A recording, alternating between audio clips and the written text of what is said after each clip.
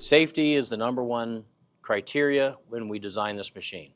So we have a seat belt safety. So the seat belt must be on and engaged. There's an electronic switch inside the seat belt to make sure that it is engaged. We've got neutral safety. So if the joystick got bumped as it forwards, it will not move. You can start the engine, it won't move until you come back to neutral, and then you start to move. So that is the neutral safety that's built into there. And then we have our fail-safe brake. If we want to operate the machine and make it move, we need to release the brake. If we get into an emergency event, we need to stop it. It's going to be a hard stop. You throw that down, and it's going to stop the machine instantly. So that applies the mechanical fail-safe brakes. So those are 3 of the basic safety parameters. Another unique application or design feature of this machine is comfortable ergonomics. We've got an adjustable seat. We can move it forwards and backwards,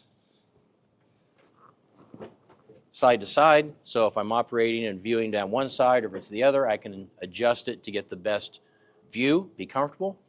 There are no pedals, there are no levers.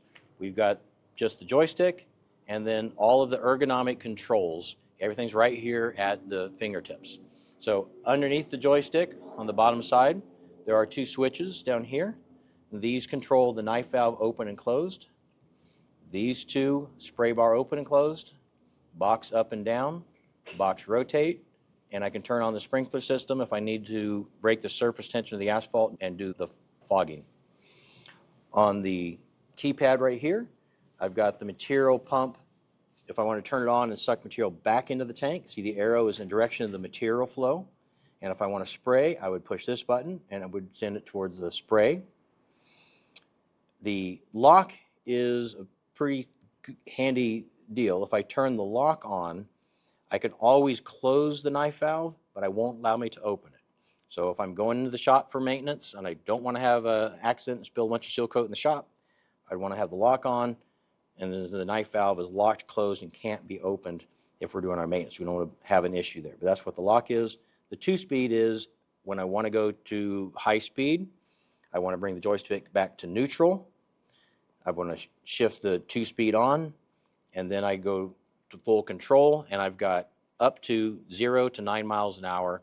When I come back and I turn the 2-speed off, and I go back to my standard operating speed that I've got set up on the computer. So I'm not having to adjust that. I can leave where I've got my settings.